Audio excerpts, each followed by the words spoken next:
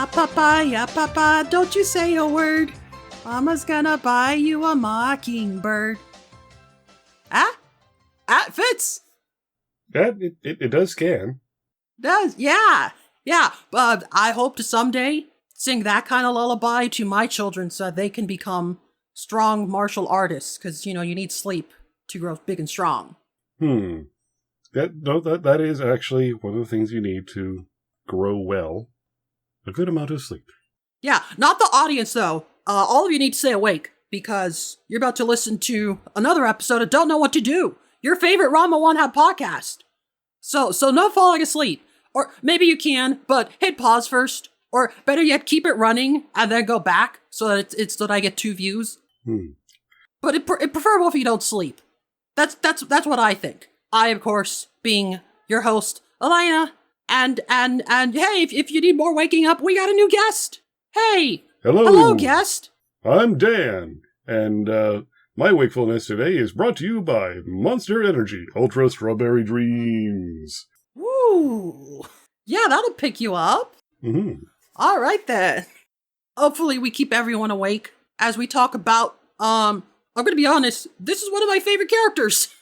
Oh, okay. It's a bit weird. It, sort of. It's not like a main character, but today we're going to be discussing Ranma's mom. What do you know about Ranma's mom? Practically nothing, since you've said that she's almost only in the manga, and I've seen only maybe 60 episodes of the anime. But I do have one question. Yeah? Does Ranma's mom have it going on? I think she's got sufficient amounts of going on. Okay. She exclusively wears kimonos. Okay. So it's not like we get the best look of her body. I think she's got a good job going on there. Okay, so she's got the Rumiko Takahashi general look. Yeah. Hold on. Let me get an image so you at least know what she... Here, let me just link. This is Ranma's mom. Okay, I think I've seen, that specific image. I think on, a playing card or something like that, yeah. Back when those were a thing.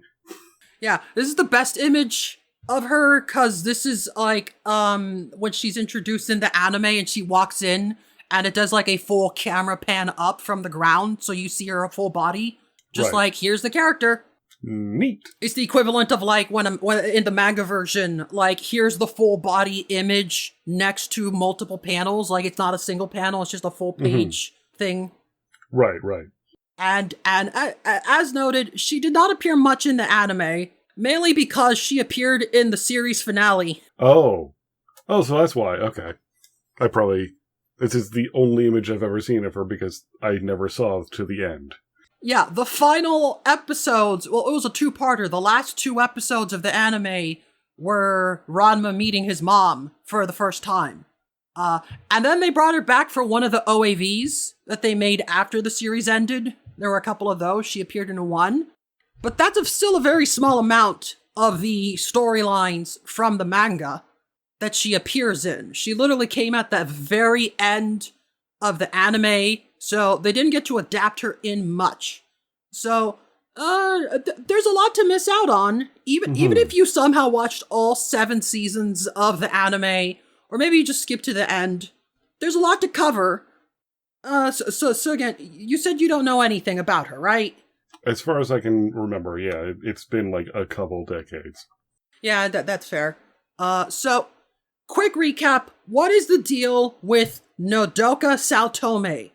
In her introductory story, we get the story of, well, what's up with Ranma's mom? Why hasn't she been around? And the answer is Genma wanted to take his son on the typical wandering martial artist life of just, we are going to explore the world, we are going to train. The next time you see him, he's going to be a full-grown man and he's going to be a true martial artist. And we know that Nodoka Saotome apparently heard that and was like, no, you're not taking my baby from me. Please don't do that. And this is when Genma made the promise that if he does not turn Ranma into a true man among men, then he and Ranma will both commit ritual seppuku. Okay, that part is sounding a little familiar. And that was enough to convince her. I brought this up, but the fact that that is what convinces her leads me to believe that she's not against the martial artist lifestyle. It's more that she just didn't trust Genma to actually deliver. I mean, with good reason. Yeah, but as soon as he put death on the table, that's when she's like, oh wow, he's really serious about this. I guess I can trust him. Fast forward about 10 years and she walks in and, my manly son can turn into a girl. Yes, and that is the problem. In fact, according to her, Genma has been regularly sending her letters just to keep her up to date. That's nice of him. I wouldn't have expected him to do that. But for some reason, he stopped updating her after they went on their trip to China. And she's been getting very concerned and decided to take matters into her own hands and start looking for them, which is how she finds the Tendo Dojo. Right. And immediately Genma pulls Ranma aside and explains that you can't meet her. She cannot find out because of the promise. Now, immediately someone is like, okay, but like, you're not going to actually hold them to that, right? You don't actually want your husband and son to die. And this is when she reveals that she carries around a katana with her at all times, just in case. In fact, that's what she's holding in this image. Yeah, no, it looks like, yeah. And one of Rumiko Takahashi's favorite jokes is having something where, like, Ranma's like, I'm gonna tell her. I'm gonna go tell her right now. And then she comedically pulls out the katana at that exact moment and almost hits Ranma, or it goes flying, and it's something dangerous happens, and both Ranma and the audience are reminded of why she cannot find out. Because Nodoka Saotome takes promises very seriously. Genma said that he and Ranma will commit seppuku, and she intends to hold them to that. She doesn't want to. She doesn't want to have to kill her own son, but it's a promise. And martial artists never go back on their words, so she has to. And this is maybe why she's one of my favorite characters. She's a traditionalist. She is so willing to commit murder. Again, she carries around the sword with her at all times. Like, she will be going grocery shopping while carrying the katana with her. And she's just this nice, elegant little housewife with her kimono, but she's got the katana ready to unsheath at any moment, just in case today's the day she finally meets her son, and he fails to pass the manliness test. Again, she doesn't want to kill him, but it's not like she has a choice. I mean, it's a promise. You can't break a promise, right? Well, this has been said multiple times, but I think it bears repeating. I believe in women's rights, and also women's wrongs. Definitely. So, Genma is very much painted in the wrong for this, because he's the one that made the promise in the first place. But also, nobody is holding Nodoka to this. Nobody wants to commit to this, not even her. It's like, well, if you do a pinky promise, you have to. Nothing is more sacred than a martial artist's word. It doesn't matter if she doesn't want to kill her own son. Those are the rules. I don't make up the rules. I just, follow them to the T. And so it's always like Ranma being like, why did you make that promise? But no one ever questions, well, why is she holding him to that promise? She's so willing. She's so eager to commit murder. It's almost like a very sweet yandere kind of thing.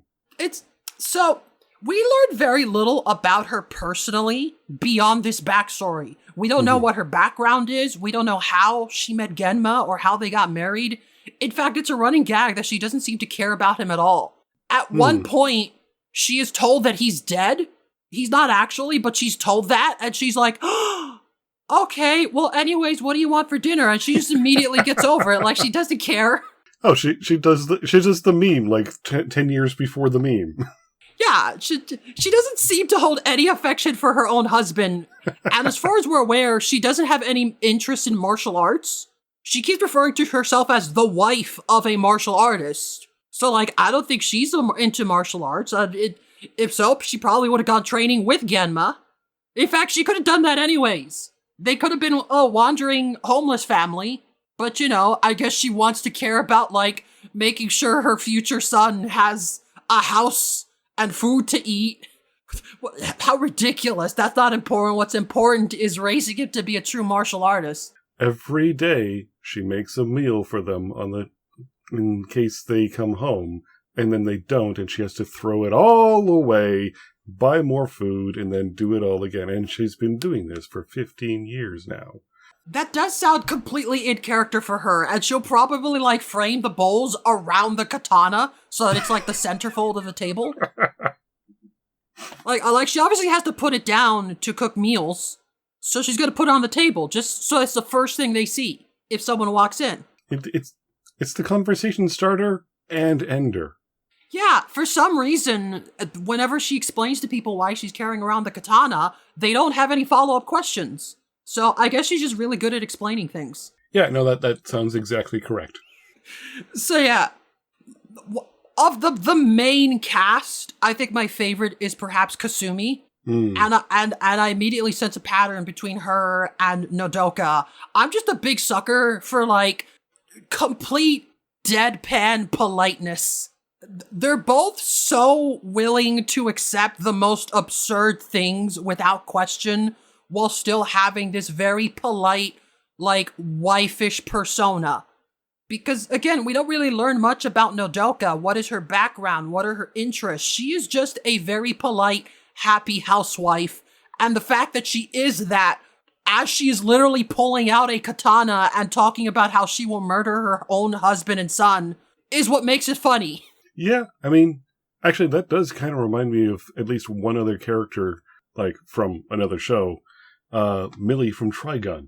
Oh, yeah! Yeah, she has that whole, like, almost unflappable thing. Like, she has a huge gun, which is, like, doesn't actually kill anything. It's just, like, a trapping gun, but still, like, it's basically a light machine gun. Unflappable, I think, is a good term that you just used. That's how I would describe these characters. Yes. Nodoka is not concerned with the details. Inability to be flapped. Yeah, so that's the general gist of Nodoka. We don't learn much about her beyond that backstory, and when she appears, it's almost always just wacky shenanigans as Ranma tries to avoid his mom, and is purely comedic. We don't get much character development from her, beyond just showing off how she is such a nice, polite mom. And that's about it. A very simple character, but I still love her for just she changes the dynamics so much. When she is present, everything has to revolve around the fact that she is here now. Even if she herself is not like a prominent character in the story, just the fact that she's around changes multiple characters' behavior and what they now have to focus on. And to me, those are the ideal Ranma characters. The ones that just change a dynamic. So, I'm just guessing here, but based off of what I do know of Ranma, I'm guessing that Ranma himself is always in girl form around her. And Genma is always the panda, because he's also hiding. Yes. Because, of course, if she saw Genma, first thing she's going to ask is, where's Ranma? Exactly. Oh, so Nintendo, you have such a nice pet panda. How did you tame it? Yeah, that is basically what happens in her introductory storyline. Excellent. Her very first appearance, it's very nice because Ranma has a meet cute with his mom, just randomly on the streets. Like, at one point he falls in the river, and it's this really funny moment. Whenever Rumiko Takahashi uses signs, it's very Simpsons-esque. Oh, yes. Because there's just like Ranma's walking along the fence, and then it starts falling apart, and you see the sign that says, broken fence, do not stand on. Yeah, okay. And then he jumps off and lands on another fence, and he's like, phew! And then the camera cuts to the other side, and that fence has a sign that says, this one too! And then that fence falls over. Oh, excellent. Oh, I need to get back. I need to watch these again, or at least read it again. Yes. These are some of my favorite gags in the entire series. Rumiko Takahashi's very good at visual comedy. Mm-hmm. But anyways, Ranma falls in the river. So of course he's a girl, because he gets wet. And then this mysterious lady is like, oh no, miss, are you okay? Here, grab this. And she helps Ranma out, and is very polite, and acts very sweet and motherly. And there's one other trait, I guess, although this is more of a, like, this is just what polite mothers were like in the 80s and 90s, I guess. She's very much the, like, hey, it's not ladylike to jump in rivers. You should to go home and take good care of yourself. You'll never find a husband that way. She's that kind of mom. Right. The stereotype of a very small section of people, probably. Yeah. So immediately she's being very motherly, but in a very, like, mother-daughter sort of situation where, like, I do think we get some characterization of Ranma in most of these stories, in that, like, he grew up not knowing anything about his mom. And this is before he finds out that, spoilers, this strange woman is Nodoka. He meets her, but they don't recognize each other. And Ranma is just kind of like, he gets feelings from having this older woman dote over him for like 5 seconds, because he's never had a mom. He spent his whole life living in tents with his dad, fighting for like the last piece of food. I actually have a question. Yeah. Sorry, when did they go off on that training mission? Like, when in his life? Like, how old was he? I don't think they give a specific age, but Ranma appears to be a toddler, and it was long enough ago that Ranma doesn't remember his mother in any way. Right. So my whole 15 years is probably a good estimation. Yeah, about 15 years or so. We know that he met Ukyo when he was 6, so it was before that. And he wasn't like a baby, but if he didn't even remember her in any way, not even in a vague sense, then he was probably like 3 or 4 maybe. So, just adding to the pile of Genma is a completely irresponsible dude, like bringing a 3-year-old out to train martial arts. Yeah, you gotta start early.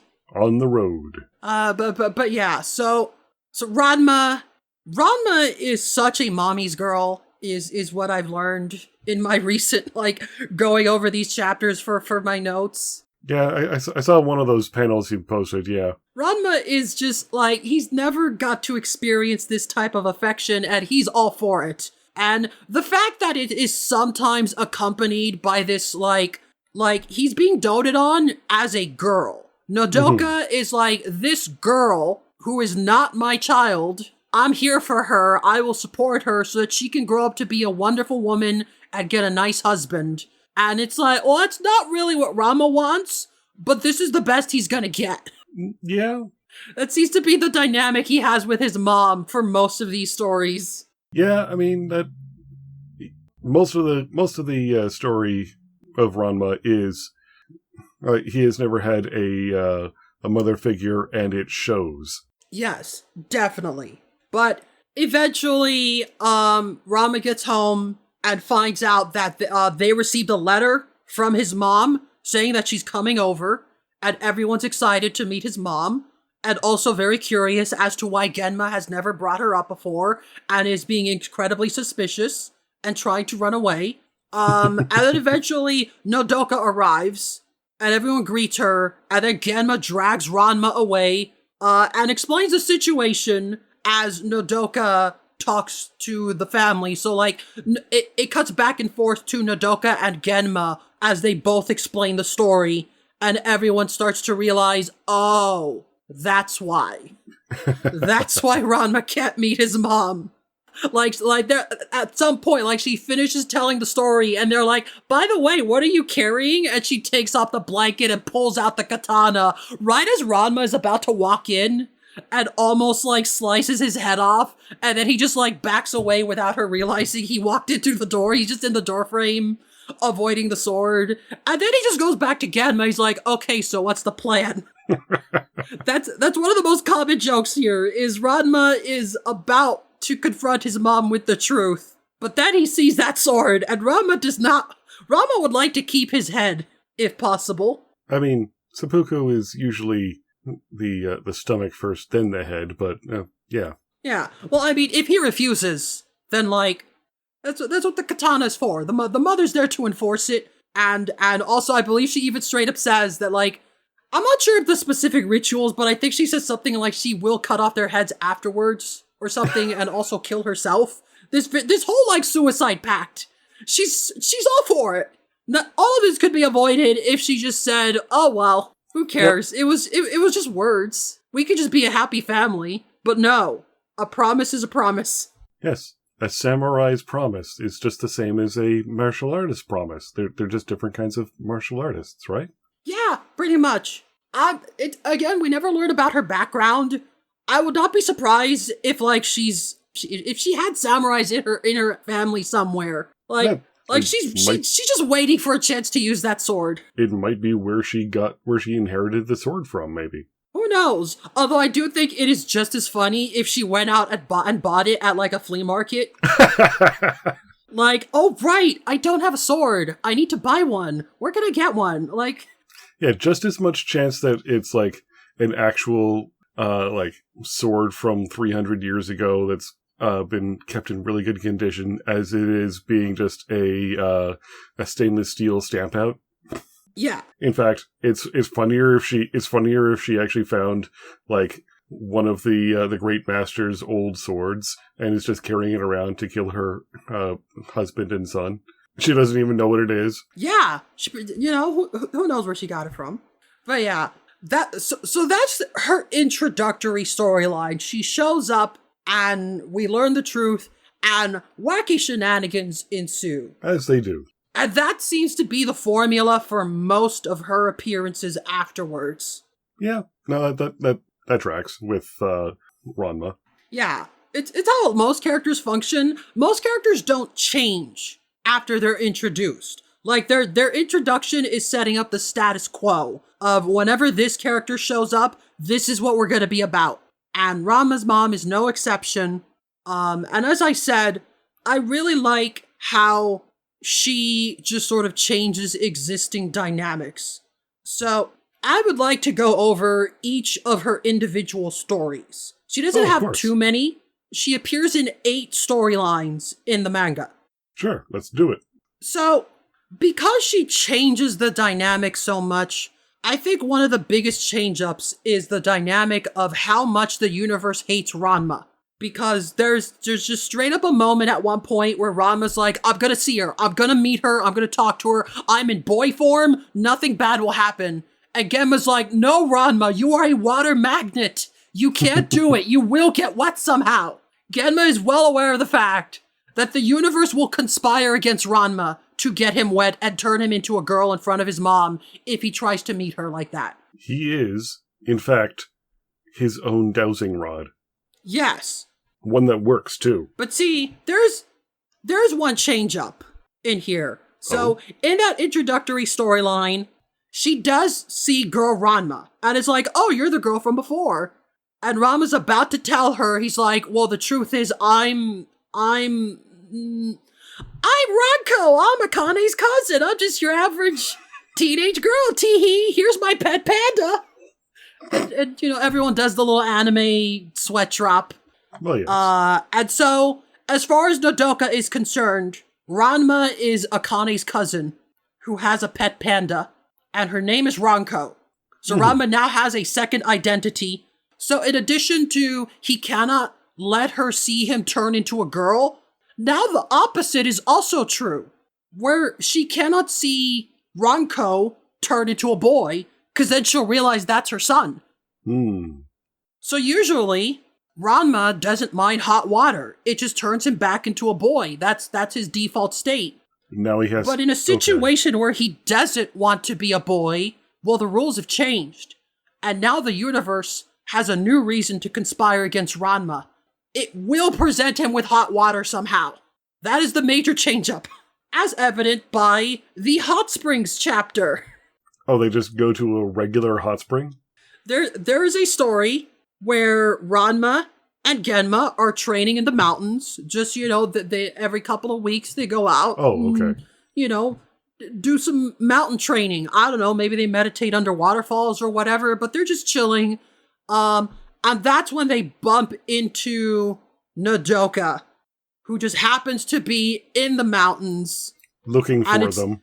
Again, there's some really fun comedic timing. Because, at the start of the chapter, one of the main things about this chapter is, Genma's telling the touching story of how before they left, Nodoka made coats for them. She made coats with their names on it, and it's once Ranma's big enough, he can wear this one. It's man-sized. So once he becomes a manly man, he can wear this manly coat that I made for my manly son. And then it cuts to, Genma and Ranma in the snow wearing the coats as Ranma is just really annoyed that, we could be with her right now instead of out here in the snow. And then eventually, they bump into Nodoka and we get the comedic timing where, this happens so often where Ranma and Genma are in their normal forms, then Nodoka shows up, and then the very next panel is Ranma and Genma soaking wet with a bucket next to them, or they're inside a pond, just nonchalantly hey, Mrs. Saltome, what's up? I'm just going for a swim. Oh, hello, Ronko, and your pet panda. Why are you two wearing the coats that I made for my son and husband? That is literally the joke, where the view is from behind, so we see Ranma and Genma wearing the coats with their names on it, and Nodoka's can I see the back of those coats real quick? And Ranma's just no, and then just backpedals away. You can't even come up with an excuse, just no, and just leaves. So we find out that Genma's an idiot, and it turns out this little mountain lodge is where he took Nodoka on for their honeymoon. Oh. So this is one of her usual spots to look for them, because she knows this is Genma's favorite mountain spot. What if he shows up here? So she found them, and now they have to hang out, and they can't let her catch on. And Nodoka is just well, as long as we're here, why don't we hit the hot springs? They're really good. And Ranma's just oh, the hot springs. You mean the ones filled with hot water? Those hot springs? Is that where you want to go? And then the wacky shenanigans ensue. So again, usually hot springs are a good thing for Ranma. They allow him to change back. But of course, the universe will not allow that. The universe will not let him just be Ronko in the one time he doesn't want to be a boy. The universe will find situations where he now has to find wacky sitcom shenanigans to avoid getting in the hot springs with his mom. And then, of course, he'll slip and fall. And oops, now he's a boy and someone spots him hey, there's a guy in here spying on women. And Nodoka's oh no, what if he comes after Ranko? And just all the problems. And that's how these arcs go. I have to ask, actually, now that there's a question that comes to mind now. Are there any of the any of the appearances in the manga where she comes up, and there's also the other characters who are just idiots and don't know the difference between, don't know that there is no difference between Ranma and Ranko, say, Kuno. Ooh, that would have been a really good setup. Mm-hmm. I had not thought about that, but you just came up with a really good setup that would have been really fun. There is one that comes close. There is a story where Nodoka, because Nodoka knows that Ranma and Akane are engaged. She just doesn't know that Ranma's living with her. She just thinks that, Ranma's still off training, but he and Akane know that they're going to be engaged. So eventually they're going to meet, and they're going to fall in love, and it's going to be great. Oh, right, because that's one of the things that Genma would have told her via the letters that cut off suddenly. Yeah, and he made the promise with Son before either of their kids were born. So, like, yeah, Nodoka would have known that, like, oh, yes, we have an arranged marriage set up. The Tendo family, again, that's how she finds them, is Genma stopped keeping in contact with her, so she goes and looks for Son. And they have to lie to her and say, oh, yeah, they stopped by, but then they went back to training. You just missed them. But anyways, there is one arc where Nodoka is like, hey, here, I have this thing I wanted to give to Akane. I just missed her. Can you deliver it for me? And Ranma's like, yeah, sure. And it's not until after he promises that he realizes it's an engagement ring. Oh. And so he's like, oh crap, I can't give this to Akane. She's gonna think it's from me. But I already promised. And obviously he can't just say no, because then Nodoka's gonna be like, well, why not? Why can't you deliver it? This is just a ring from a girl to a girl, that's all.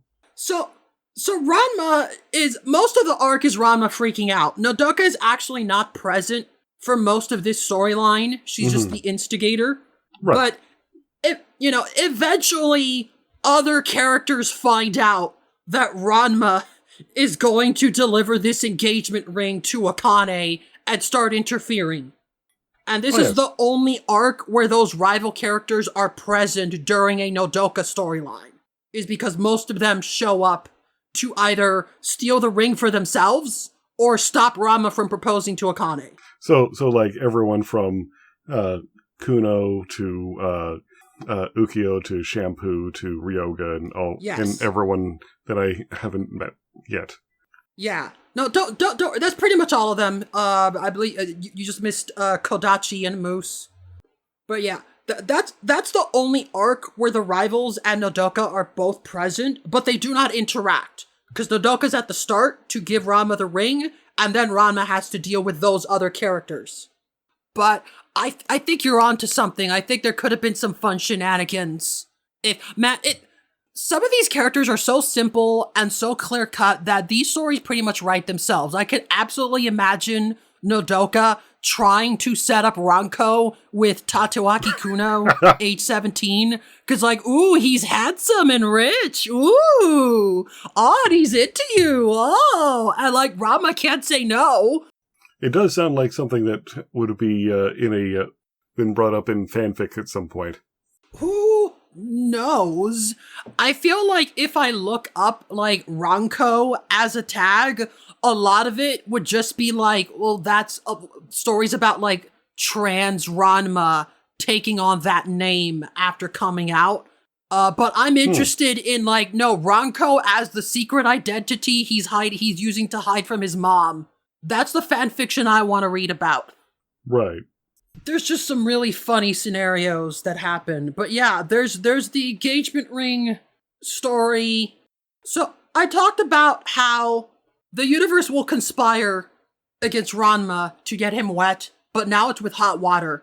And there's another story that does that, because the story involves Ranma getting a fever. And the fever has made him so hot that his body heats up any water that touches him. And now it's impossible for him to touch cold water.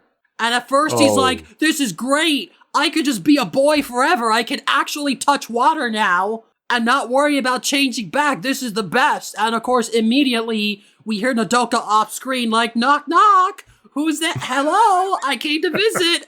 How's it going, everyone? Wonderful.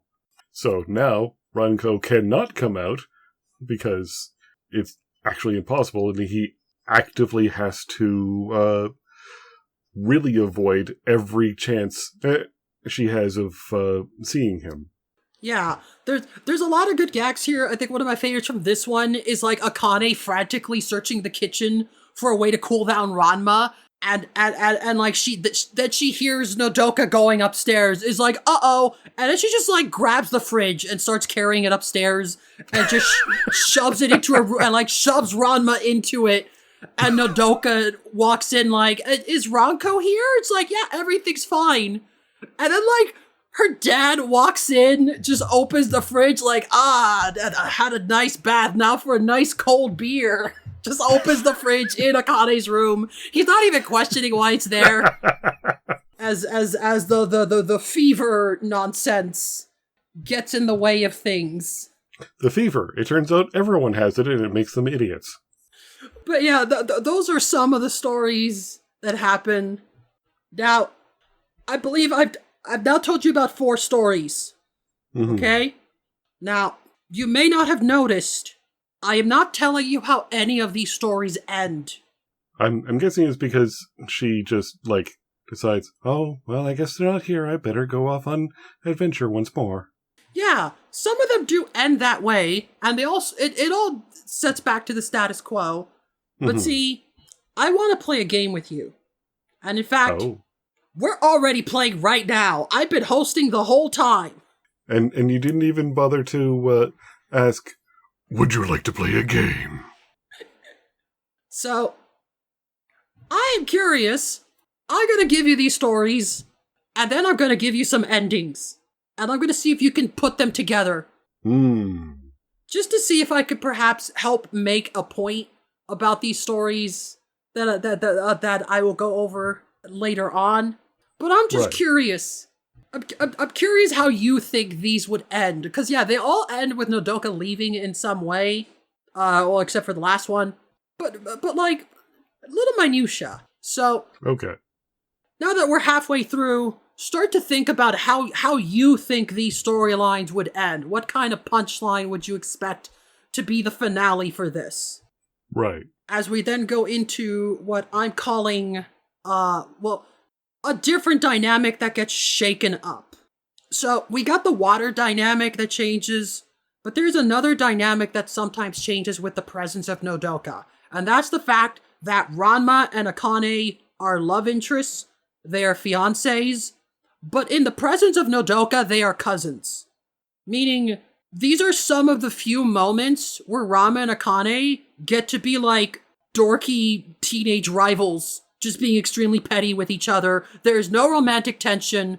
There's no like little cute moments. They're acting like cousins, honestly. They're really good at getting into that role.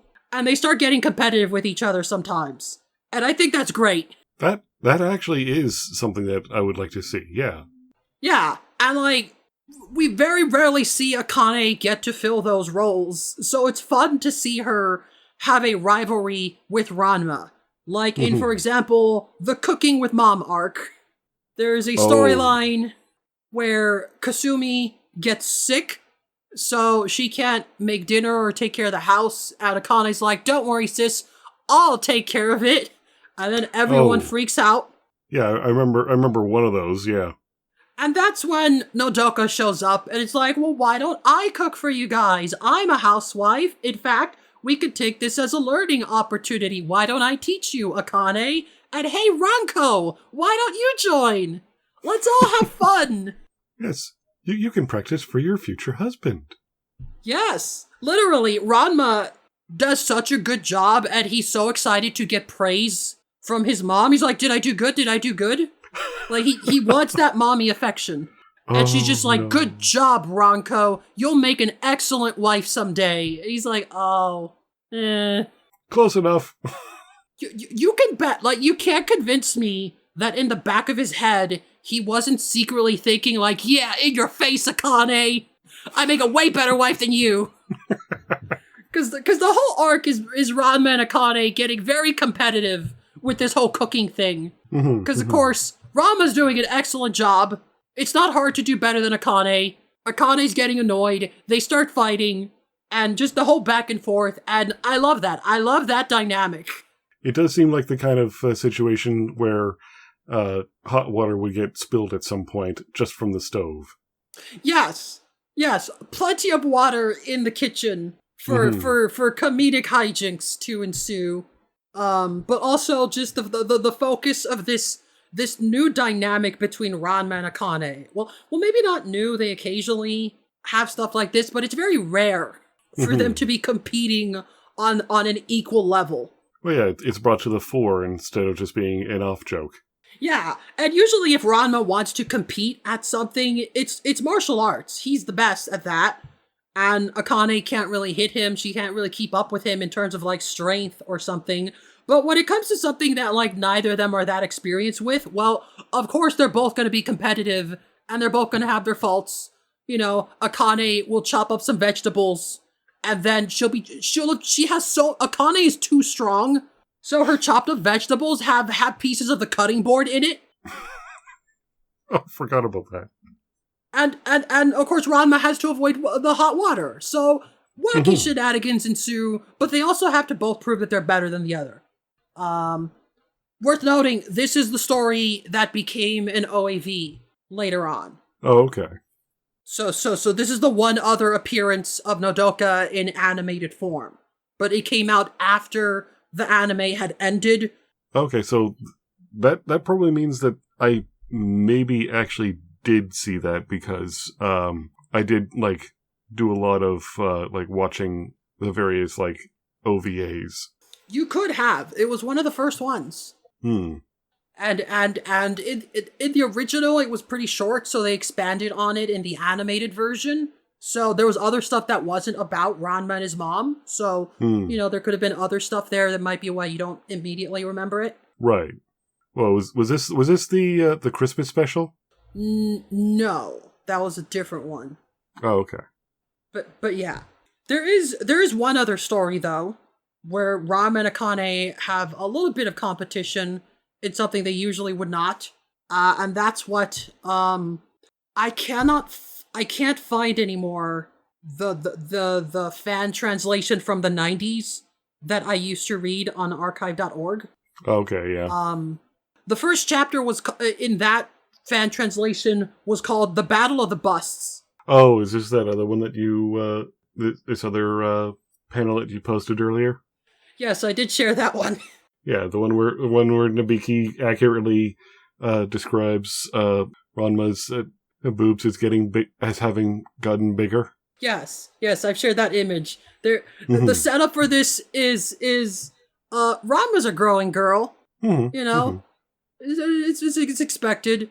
But see, the reason this came up is Akane is also a growing girl, and she's recently had to buy new bras because her boobs have gotten bigger, and because Ranma is always making fun of her for having no sex appeal, no curves, whatever. She's super excited to be like, oh yeah, well check this out, I'll show you, which is perhaps like, I love when Akane is being very petty.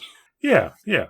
And she is super excited to rub something in Ranma's face. Maybe not literally, but like figuratively. Little from column A, little from column B. Yeah, except the wind has been taken from her thunder, where it turns out Ranma's also gotten bigger. So like the difference is still the same. And learning this after Nabiki accurately is able to tell by grabbing Ranma, she's very intimate with Ranma's sizes, apparently. It is known. But once it's been confirmed that Ranma is also bigger, he of course uses the opportunity to make fun of Akane and also be extremely petty, because haha, I'm bigger than you, nah. Which again, something that Ranma would usually not care about. But if he gets to be competitive about something, he will get invested. Again, remember the cheerleading episode where it's about being in love with with the person you're cheering for. And Ranma's like, I can fall in love better than anyone. I'll show you. I'm going to be the best damn cheerleader. Yes, anything goes, martial arts. We must increase our bust. The bigger the better, the tighter the sweater. The boys depend on us. Yeah, he's not vocalizing it. But when his mom is praising him for being a good wife, you can't convince me that he is not at least thinking in his head, oh, so that means I'm better than Akane at this. I'm doing a good job. I'm winning. Yes, absolutely. But anyways, all this is set up so that Nodoka can show up and be like, hey, I I just overheard you girls. Looks like you need to do some underwear shopping. I was about to do some errands in town myself. Why don't we all go and have like a nice girl shopping trip? And this is the arc where Ranma has to buy some new bras and go shopping with his mom. And it's adorable. Does he ever actually wear bras? I don't think I've ever seen him do that outside of like maybe that one OAV where they all become concubines by accident. Yeah, so I've made jokes about like Ranma loves to do what I call the Team Rocket gambit, where he will just change into a new outfit, often taking advantage of his female form. Oh, yes. And, like, we could talk about how, like, well, where did Ranma get those from? Where's Ranma getting these lingerie that he tosses out as traps for Happosai? He will occasionally wear them, too. Like, he had to have bought those, right? And that's fun to think about. I think that's funny. But obviously, we're not meant to think too hard about it. We're not meant to, like, obviously. when Ranma sneaks off and then comes back, sometimes he doesn't even sneak off. There's at least one instance of Ranma falling into a lake, and then he pops out in girl form, already wearing the disguise that he's about to use to trick Ryoga. And we're clearly not meant to think of, like, well, where did Ranma get those clothes from? How did he change outfits so quickly? It's cartoon logic. We're not meant to question it too thoroughly. Even though we see examples of Ranma having his own bras and sometimes wearing them, that doesn't necessarily mean we're supposed to take it literally and think that, like, he's got a closet full of all these outfits. Again, I think it's funnier if we do, but that's clearly not what we're expected to do. Right. Now, I actually just had a bit of a cursed thought. So, you know the domain expansion from, I think it's, Jujutsu Kaisen? Yeah, Jujutsu Kaisen, yeah, okay. So, what if Ranma knows about that, but he turned it into wardrobe expansion?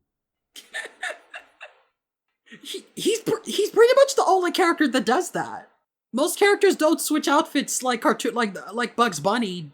Like that's a Ranma thing. You can absolutely, again, that's not the intention. Rumiko Takahashi doesn't think about that, and neither should we. But I just think it's so funny to think about the fact that this is a skill Ranma has learned because it's anything goes martial arts. He'll do anything to win. He has to win these fights. This is a skill he trained himself to do. Of course he has wardrobes full of these things. Yeah, he's the master of the anything goes martial arts style of tailoring. Yeah, martial arts tailoring is probably a thing somewhere. Mm-hmm. But yeah, see, this arc is different because he's at the store with his mom. They're buying underwear right now. The whole point is Ranma is growing. He needs a new bra. That's his. He gets to keep it. He gets to keep all those clothes that his mom buys for him. Like, of course, it's not just the lingerie. She buys him other clothes. At one point, they go to a store that's like, it has the most cartoonish, over-the-top name of like it turns into like little ladies women's shop for girls or something. Just the most absurdly like feminine title imaginable as she buys Ranko these cute frilly outfits. And Ranma has to be like, thank you, Auntie Satome. I love them. This is great. Yes. Pink Princess Dreams. It's in the manga version, so we don't see the outfit in color. I like to imagine it's very pastel and purple. Oh, yeah. It's gotta be. But yeah, it's another one of those situations of like, well, this maybe isn't how Ranma wanted to spend time with his mom, but also, as I've discussed previously, Ranma doesn't usually own his own clothes. I don't think he had any clothes of his own before going to China. Oh. Which I think is the reason why most of his all of his clothes are Chinese themed. I mean, outside of the ones you see him wear later of just like things that you could reasonably find on a man or a woman, like boxer shorts and a loose shirt because like he needs to be a loose tank top or something because he needs to be able to swap between. Yeah, true. He does have some of those. whenever they go to the beach or something. But also most of the time, even then, he gets clearly stuff that he bought after, because they're for girls. Like he has the famous swimsuit that just says boy on it. And also his lesser known swimsuit that says yes USA on it. I don't know where Ranma's buying these. The thrift shop, probably. But yeah, Ranma rarely seems to have his own clothes, except for, whatever he has out of necessity. But yeah, I feel like Ranma, given his reactions in the other storylines, would probably be down for just a normal shopping trip with his mom. It's just unfortunate that he has to pretend to be Ranko instead. Right. And of course, most of this arc is him and Akane. Like, Akane's upset with Ranma because of this whole bigger boobs thing that they've been competing with. And that's the setup there. So again, Nodoka's presence changes the dynamic. These are not things that Ranma usually has to worry about ever, but now he does, because his mom being here changes the rules of the universe. Right, yeah. So, I've got 2 more arcs to go over. Which one would you like to hear about? I've got Ranma versus fake Ranma, and Ranma and Genma go grave robbing. I think Ranma and Genma go grave robbing might be might be the one to end off on. Oh, okay, end on. Okay, we'll save the grave robbing for a bit. Let me talk about Ranma versus fake Ranma. Not to be confused with doppelganger Ranma. Which is or a different mirror thing. Ranma. Okay. Or shadow Ranma. Or ghost Ranma. Or spirit warrior Ranma. It's a well they go back to every now and then, yeah. There's a surprising amounts of Ranma having to fight some kind of not Ranma version of himself. It's a pretty simple gimmick. In this case, though, this is Ranma versus identity theft. There is a character going around claiming to be Ranma Saotome, and he is a major villain. This is a big arc. And Nodoka is not present in it too much, so I'm not going to get too big into the details of it. But the basic setup for this arc. So, we find out that Genma invented these 2 martial arts techniques that were so powerful, he had to seal them away. At one point, Genma demonstrates them on Ranma and instantly wins. Like, he knocks out Ranma in like 10 seconds. And everyone's like, whoa, what is this? And it's a very powerful technique, but there are 2 different techniques that need to be mastered together, or else they're far too dangerous and destructive. Right. And this is a problem, because we find out that a long time ago, Genma taught one of those techniques to another martial artist. Because he's an idiot. We don't even learn the context for why he taught this guy.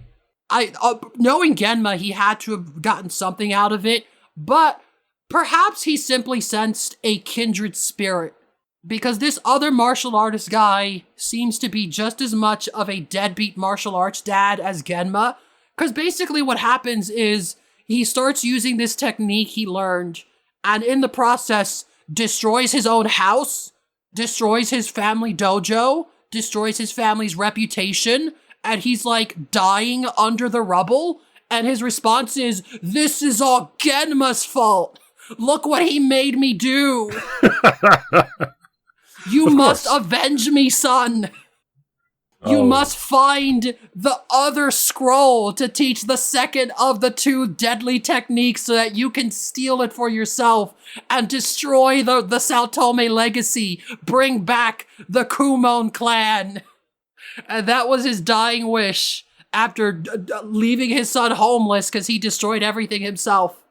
And this is how we get Ryu Kumon, a guy who is just going around pretending to be Ranma. Yeah, okay, so basically, so yeah, during the Eric Andre bit of, why did Genma make me do this? Yes. Genma just taught the guy the technique. And granted, Genma knew that it was dangerous to not master both, and he only taught the guy one. But the guy didn't seem to notice, hey, I'm destroying my own house with this training. I am destroying my dojo. I'm destroying everything that my son will have to inherit and take care of him afterwards. Why would Genma do this to my poor son? So again, I think perhaps maybe Genma sensed a kindred spirit in this man. We don't know much about him, but we do know that his son has since spent all of his time with the goal of learning the second forbidden technique that Genma has presumably destroyed all traces of. And he has to infiltrate the Saotome clan while also destroying the Saotome family name. I am picturing this guy just constantly dining and dashing and being like, I'm not paying, my name is Ranma Saotome, and just running off. Yeah, no, that sounds like about right, yeah. That seems to be his attitude. And given that we're discussing Nodoka in this storyline, you could maybe guess what happens. Yeah, no, he introduces himself as Ranma Saotome, and she's like, my son! Yes, pretty much. She encounters him on the street, fighting wild bears, which is a very serious problem in Tokyo, I'm sure. Oh, obviously, yes. I mean, this is a universe with no cops. Yeah, and so she follows him, cause like, who is this mysterious martial artist? What was that technique? He's like, that was just the Saotome anything goes martial arts technique. And she's like, oh, is it really you? Are you Ranma? Are you my son? It's me, your mother. And Ryu is like, Mom? And they just have this wonderful heartfelt reunion. I'm convinced that Ryu forgot he wasn't actually Ranma. I think for like a minute there, he genuinely thought, oh my god, I finally get to meet my mom, I'm so happy. Like, he seems so, like, genuinely like, Mom? Like, his eyes are sparkling, like, I can't believe it's really you. So then he moves in with her, and guess what? He gets to live the happy life that Ranma's always wanted. Who knows? She's probably like baking him cookies or something. And Ranma, just picture Ranma, like, staring through the window in the snow. Oh no, I think I see where this is going. And then she introduces Ryu to Akane as, this is going to be your husband. That actually does happen later on, where this is after, because eventually Ranma confronts him. He's like, who are you actually? What is this? And they now have beef. And then at one point, like, Ranma decides to issue him a challenge. Cause, like I said, this is a pretty big arc. Ryu is an actual, like, serious villain. He is a real threat. Again, when Genma demonstrates the techniques, he instantly wins. Because the whole point is that these techniques are too dangerous. They're forbidden. That's why he never taught Ranma. So Ranma is way out of his league against this guy. And he's like, I'm gonna challenge him to one more fight, and whoever wins has to give up the Saotome School of Martial Arts forever. Right. And he does send Akane to deliver the message, so we just get the moment where it's like, oh, look, Ranma, it's your fiancé! And Ryu's just like, ah.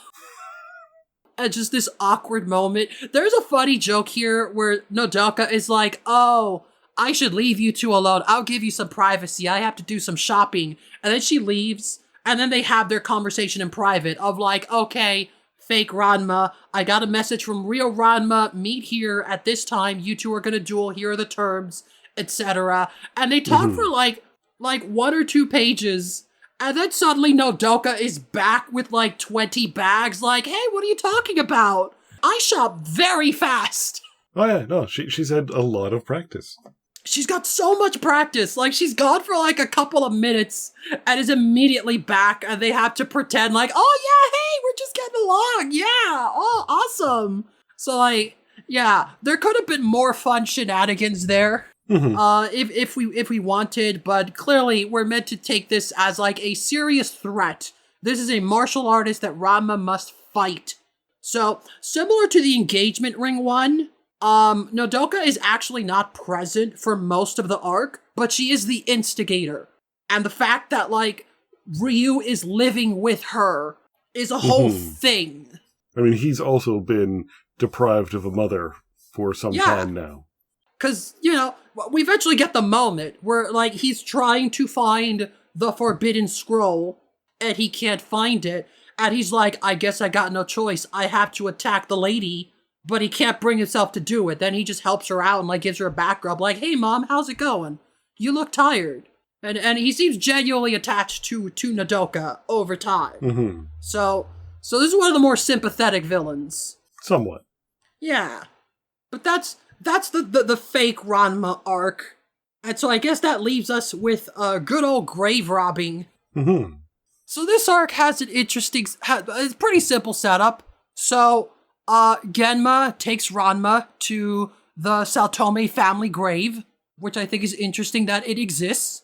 Given what we know about Genma, I wouldn't have been surprised if his family couldn't even afford a family grave. I mean, he sort of sounds like the kind of guy that grew up like with money, like family money, and that's why he never really felt the need to do anything with his life. So that's why he like went off and did martial arts or put his whole everything into martial arts, I should say. Yeah, who knows? If he did have access to money, he certainly never used it while on his travels. Well, they definitely walked a lot. And who knows how Nodoka is able to afford a house and groceries every week on her own? She doesn't seem to have a job either. So I don't know the situation there. But they go to the family grave, and then they meet Nodoka, and she's like, hey, I'm just here taking care of the family grave. I come here once a year to wash the graves, etc., and also take good care of the Saotome secret treasure. Of course. And that's when Genma's like, oh shoot, I forgot. There's a family treasure. Son, we have to steal that. We have to steal our ancestors' treasure. Come on, let's go. Oh, so is he actually hard up for cash and needs to sell it, or? Genma always seems hard up for cash. Again, he and Ranma spent most of their lives as homeless people. If he has access to money, I don't think he knows it, or it's all with Nodoka. Yeah, no, that was going to be my thought on it, because like if he does have access to money, it's tied up with possibly Nodoka's own access to money, which means that he cannot he can't just say, hey, I need like $50. Can you wire that to me? So where's Ranma and where are you right now? Yeah, there are limits here. Possibly previously had access to money, but doesn't anymore, and that would be a pretty good reason for why he's suddenly hard up for cash all the time and freeloading off the tendos. Yeah, exactly. And why, as soon as he hears there's a family treasure, well, obviously we gotta steal it. I mean, it's our family. It's technically our treasure. We just have to take it. But obviously, we can't just ask Nodoka for it because she doesn't know that Ranko and her pet panda are from the Saotome family. So we have to steal it. Obviously. National treasure. Yeah, pretty much. Now, Ranma is not very big on this plan. So a lot of this arc ends up being Ranma versus Genma, of Ranma trying to stop Genma's wacky shenanigans while also preventing his mom from catching on. Because we do get the moments of like, don't worry, Auntie Saotome, I'll get the treasure back, I'll keep it safe. And she's of course like, why is Akane's cousin so invested in the Saotome family treasure? How strange. What a weird thing to do. So still having to hide there while also dealing with Genma, and again, I feel like every one of these arcs has at least one amazing like Simpsons-esque gag, because they're fighting but also they have to keep transforming whenever Rama's mom shows up because they're like near a beach. I don't know why the graveyard is right next to the beach. I mean, so the family ancestors can always like have a Sunzo Gunzo moment. Yeah, there's there's moments where, like, they'll find a random dog with a doghouse next to the graveyard and just Ranma, like, grabbing the water bowl to splash himself. I don't know why the dog is there in the middle of nowhere. My absolute favorite, Ranma and Genma running, and then they see a pond, and Genma's like, look, a pond! And they jump in, and then they hit a bunch of rocks next to a sign that says, coming soon! Coming soon! A pond! Yeah, they built a foundation, they just have to fill it with water, you know? That stuff is, you know, they gotta get the tank over, etc. They gotta put the sign up so that no one falls in. Oh, yeah. That's the story of the grave-robbing family adventure. The real treasure was something inconsequential, like a really good pickling recipe. Well, we will find out once we start talking about the endings of these storylines. So, I've now covered all of the stories involving Nodoka. And now that we've done this, it's time to play our game. I will try and find which part of the Ranma soundtrack sounds most like the Saw soundtrack. Now, I've said before, usually when a character is introduced, we get their introductory storyline, and then here's the status quo. That's what the character's gonna be from now on. Right. There's not gonna be any major change-ups. I feel like this starts to get old much faster with Nodoka, because there's an active goal. Right. Technically, everyone has a goal. Like, Shampoo wants to marry Ranma, but we're not biting our teeth waiting, like, is this gonna be the moment where Shampoo convinces Ranma to marry her? Like, no, that's just her status quo. But meanwhile, Ranma wants to meet his mom. She wants to meet her son. There is a goal here. They have to be reunited eventually. They can't just hide it from her forever. That's part of the problem with these conflicts. They keep bringing it up, and we keep getting back and forth. Again, there are multiple instances of Ranma being like, I can't do this anymore, I'm gonna tell her. And then she pulls out the katana, and it's like, okay, maybe we could try another time. You seem busy. But like, you can't keep doing that forever. So I feel like, despite the fact that she's possibly my favorite character, I feel that the bit gets old. I feel it starts getting repetitive, and it starts to feel kind of forced after a while. Of like, it's the same thing. It's the same, like, finding excuses for why she can't learn the truth. We get multiple fake outs and close calls. So many moments where Ranma is about to tell her, but then sudden water out of nowhere shows up. Or like Genma or Happosai show up and interfere with what's happening. And you can only see that so many times before you feel it's getting in the way of like an actual character development that's right there. It can happen right now, but we're not getting it. And that's why, like, it almost started to feel frustrating when we got to like the 6th or 7th arc of just this again. And I'm like, so many of these are extremely funny, but also they're mostly the same thing. And you even brought up an example of ways you could, you know, do new things, but we're not even getting those.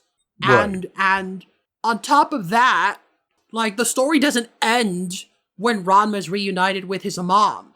It's actually the penultimate arc, is him reuniting with his mom, and then after that we start getting to the finale of the manga. So we do get a brief period of time where Ranma gets to live with his mom. Just as himself. Yeah. But, like, that's not the focus, because now the story's ending. But, like, you could have done stuff there, and like, just the series' refusal to change the status quo results in some of these stories feeling like the same thing. So, that's why we're playing this game. I mean, that whole part can actually be, at least partly put upon, like the anime and the manga industry at the time, just being like, we just need to keep on, like, pumping out no matter what, and just keep going. Yeah, and by at the time, you mean all the time, like right now. I mean, it's it's actually, right now, it's, from what I understand, gone eased up a little bit, at least from the anime side, wherein they're actually waiting for the manga to get ahead again before they start get enough ahead again before they start a new chapter, instead of like trying to do filler. True, that is fair. I mean, it's still a high pressure game, but it's not as much as it used to be. And this is especially more understandable in like the early 90s, where it wasn't easy to get your hands on older episodes or chapters. Mm-hmm. It makes more sense to have fewer changes and just like, every time Nodoka shows up, they have to remind the audience that like, right. Well, if she finds out about Ranma, she'll kill them. They have to have that setup, just in case the audience didn't read the previous chapters with her in it. Because that was like, 50 chapters ago? Yeah, and these were made in the era before, like, binging was really a thing. Yeah. You tune in every week, and if you've been keeping up, cool. If you haven't, well, we'll put as much recaps in there as possible, but So, a lot of it is the era we were in. That's just how anime and manga in general were. A lot of it is also just Ranma in general, just not allowing characters to change things up, not allowing the dynamics to change too much. Despite the fact that, as I've said multiple times, to me the best part of Nodoka is that she changes existing dynamics. We get to see Ranma interacting with Akane in ways they usually don't. That's fun. It's not because of Nodoka specifically, it's just her presence provides an excuse for these other characters to behave in funny and interesting ways. That is probably part of why she got introduced, because they were probably thinking, Rumiko was probably thinking something along the lines of, okay, what else can I do to change up this dynamic a bit, And then, boom. It definitely feels like a thing where, like, maybe someone asked her, like, hey, what's up with Ranma's mom? Is she dead?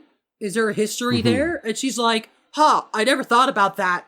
I mean, that's very much a mangaka thing of just like, I never really thought about this character concept before. Let's just do it off, like, was it the Dragon Ball guy, Akira Toriyama. Yeah, Akira Toriyama. Yeah, he is famous for, one of the various things he's famous for is like making, I think it's Vegito, the smushed together of Vegeta, the fusion of Vegeta and Goku, one of the two versions, and then being asked like years later about such and such a thing about that character, and answering, did I make up that character? Like, he just completely forgot about him. Yeah, there are literal Dragon Ball characters that just disappear. Lunch is just gone. He just forgot about her. Yeah, exactly. Rumiko Takahashi is definitely one of those types of writers. She's just doing whatever she thinks is funny, and I can absolutely imagine her be like, well, if I introduce Ranma's mom, I have to explain why she hasn't been present. So now she just needs this goofy backstory. Well, if she hasn't been present because she has a katana and she's gonna kill them. That's why. Yeah, and she's trying to track down her husband and son, and is just missing them, Pokelaroo style. Yeah, just a goofy, silly thing. Like I don't think Rumiko Takahashi was interested in changing things up too much. Just, here's a funny idea, let's explore that, and just doing that like 8 more times. But anyways... The game. Yes. This is why we are doing this game. I just want to see, like, most of these technically end the same way. You could argue that it's the same ending, but I came up with variations, and I want you to think which of these arcs have which endings, and also any other details you might think would be fun. Right. So, I've got a couple types of endings. The first is the vanilla ending. This is Nodoka leaves and everyone breathes a sigh of relief, and that's it. Nothing weird or crazy happens. These are the endings where Nodoka has been successfully convinced that they are in fact called steamed hams. And she's not going to question it. She doesn't want to see the room in question. She doesn't want to investigate herself. It's like, oh, okay. Yeah. It's weird that Akane's cousin is wrapped up her hamburgers in these crusty burger wrappers, but I guess that's just a weird thing she does. Yeah, it's originalism. Yeah, she probably picked that up in China when she got her pet panda. Good old American China, known for its burgers. Yeah, classic Chinese burgers. Good family recipe she learned. So that's the vanilla ending. Nothing wacky, just she is convinced enough and then leaves. Then we get the fake out endings, where it looks like Nodoka is going to find out, or it looks like she already has, but then something happens to reset to the status quo at the last minute. Like, maybe it was a fake out and it only looked like she found out, but then she didn't, or maybe she does find out, but then she gets knocked out and they convince her it was a dream. And it just, okay, that was a close one. And like, it's not that they convinced her, it's that they just conveniently made the problem go away via sheer luck or shenanigans. And these are the ones that often end with her being like, that is a bit weird though. And like, she's maybe about to catch on, but then she doesn't. Oh, well, I'm just a klutz for passing out that one time. Okay. But that's the second one. That's a full-on fake out. It's not just she leaves. It's a genuine close call. Then there's the third type of ending. It's the endings that end with Ranma being like, next time. It wasn't the right time now. That I missed the proper timing. But next time I see her, I'll see her as myself, and she'll get to see the real me. I promise this. Now, spoilers. The penultimate story, the story before she finds out the truth, does not end this way. Oh, really? So none of the times where Ranma's like, next time for sure, none of them lead into the actual story where she finds out. Right. Which I just think is funny. And then, of course, there is the actual final one, where she finally finds out for real. Like, this is it, this is the true conclusion. Mother and son have been reunited, and now they're together, and then we can start beginning the final arc of the series. Right. So with that said, how would you like to start? Oh, this maybe goes without saying. I have not been telling you these stories in chronological order, obviously. Yeah, they're not in order, obviously. Let's see here. Well, I think probably the Ryo Kumon one is one of the ones where she just like, well, I need to go now. Bye! Bye! Okay, so you think that the one where she's convinced that this other person is her son somehow ends with her just like, oh well, time to leave. Yeah, I think that's the one that sort of fits best with what I've been told about her. She's sort of the unflappable, oh, this person wasn't actually my son? Okay, bye! Weird. Weird that he would lie, but oh well. Have a nice time, Ryu. Okay, I can see the logic there. Alright, we'll see if that's true once you guess the others. I mean, you saw me, but no, you didn't actually see me because you got knocked out. That seems to fit in pretty well with the Genma and Ranma go grave robbing episode. Okay, so yeah, that was just like that one like Green Lantern panel. I was like, hey, you're Green Lantern! No, I'm not. Bye. Yeah, kind of like that, yeah. Yeah, okay, so you think the graveyard is what leads to some kind of fake out? Alright. Let's see here. Nodoka and Ranma's cold. I kind of think that maybe that does seem like the kind of thing where maybe she catches like his fever and like conks out herself just as she sees him for the first time, and then like convinces herself, oh, it was just a dream. That seems like that kind of thing. All right. For the fever one. Yeah, for the fever one. Let's see. What were the other two? Okay, there's her the first time we're introduced to her. Right. First time and the last time, I guess, are the last ones, right? Yeah, well, so there's her first time, there's the hot springs one. Oh, the hot spring, right. There's the one with the engagement ring. There's the one where she teaches Ranma and Akane how to cook. And there's the underwear shopping. Introduction is probably the best case scenario for the introduction is the just, okay, bye. Because that's the easiest one to really do, I think. Yeah, it's the first one. Makes sense to, like, establish. And then there's also the next time kind of thing. Okay. So, ring, I think, is next time. That's also the one for cooking, I think. So you think both of them end with some kind of, like, next time I sure. really will. This time I mean it. Yeah, this time. And it would be kind of weird for him to do that at the end of the underwear shopping one.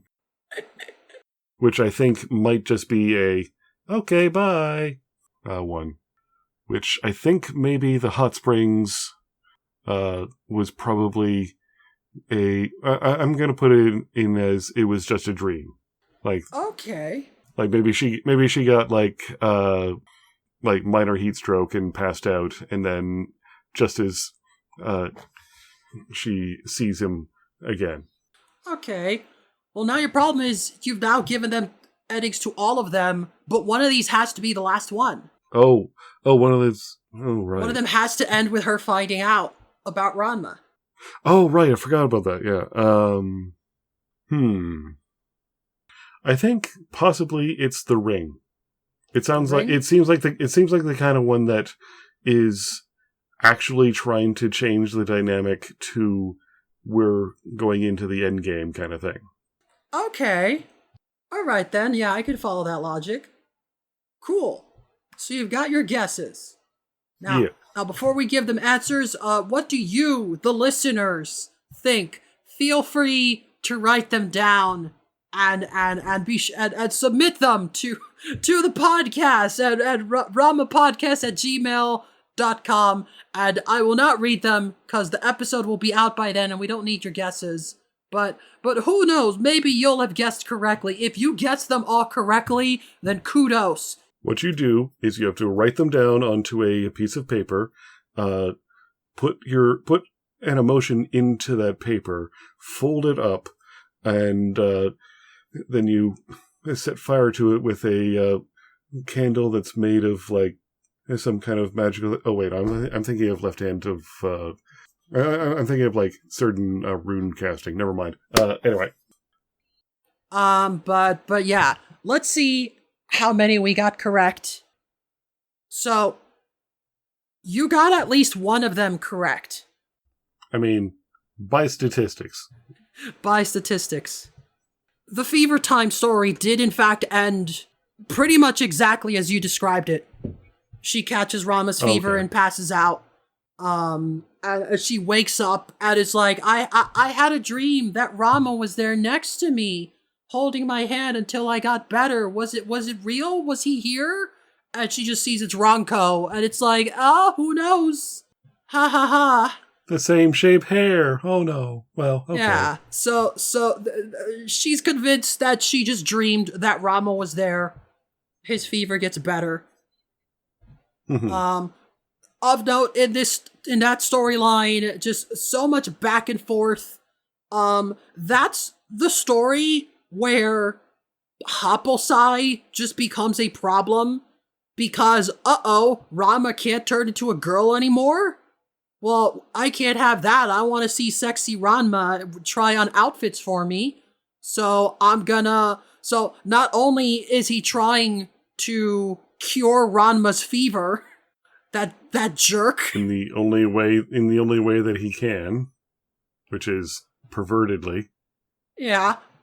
He's also trying to get Ranma to try on various outfits.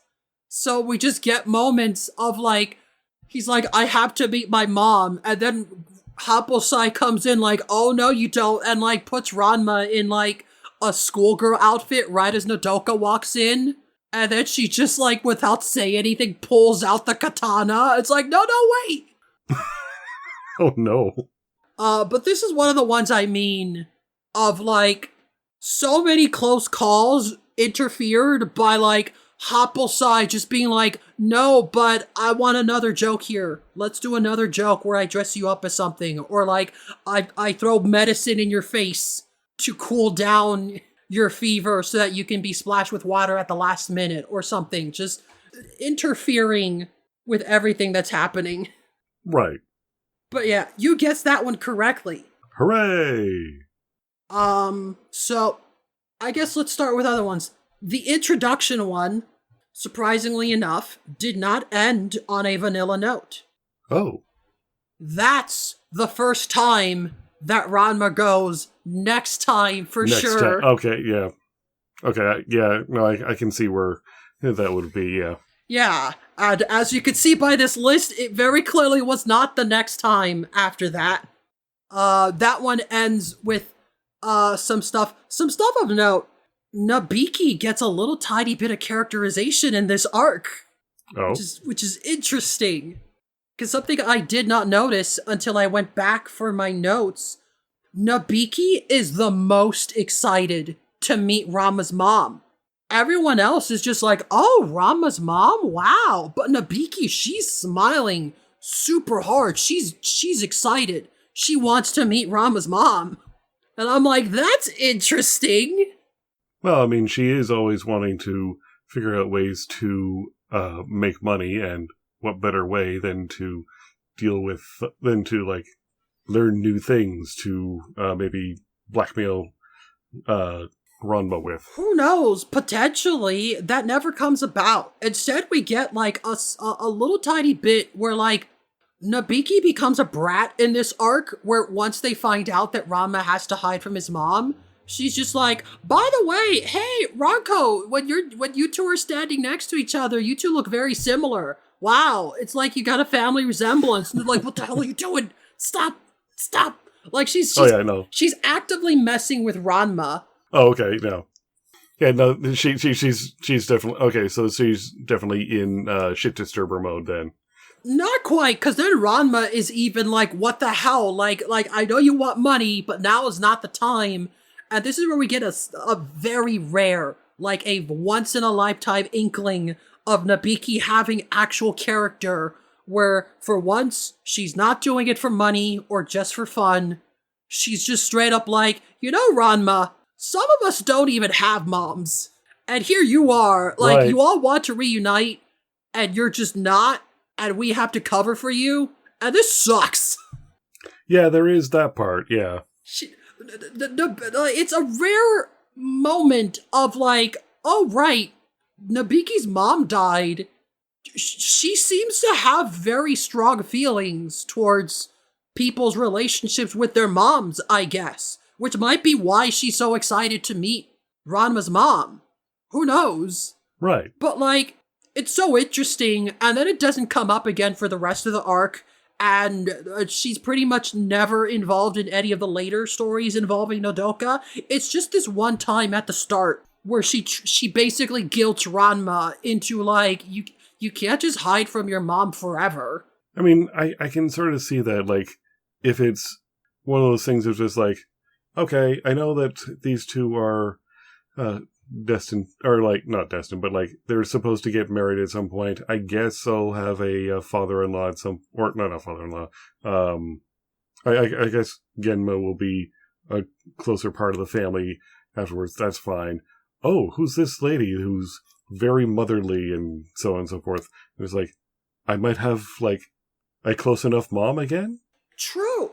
Like, get it together, Ranma. Just tell her. Yeah. Like I said, at the start of this arc, before Ranma knows that that's his mom and they just encounter each other on the streets, like, even as just a random stranger being treated in a motherly-like fashion leaves Ranma feeling nice. Like, that's cool.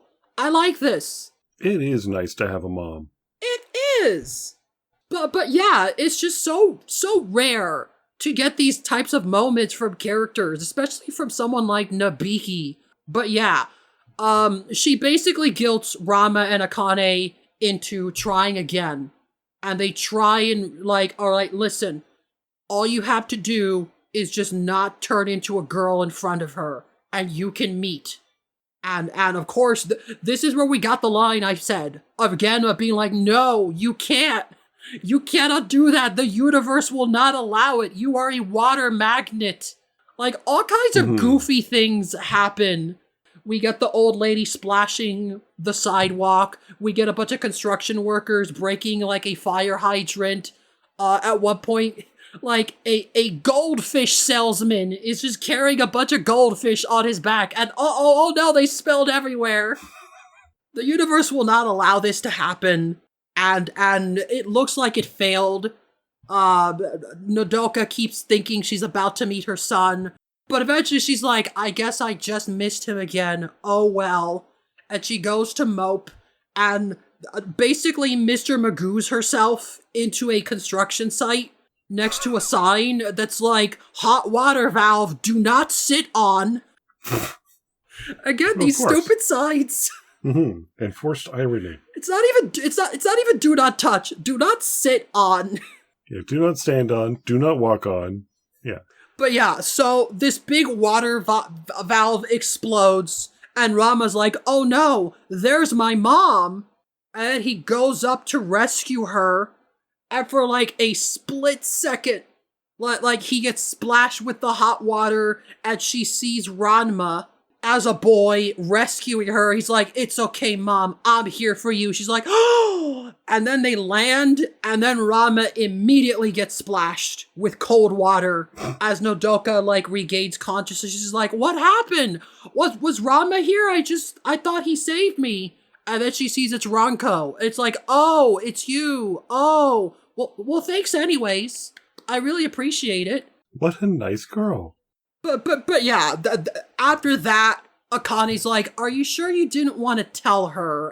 And Rama's like, it wasn't the right time, but next time for sure. Right, okay. And by next time, he means when she shows up to teach him and Akane how to cook. Okay. Because that's the next one chronologically, and it's why that one got adapted into the OAVs. So despite what Rama says, no, that one's not the final time. Oh, of course not. So you figured that the cooking arc ends with another, like, next time I'll tell her for sure.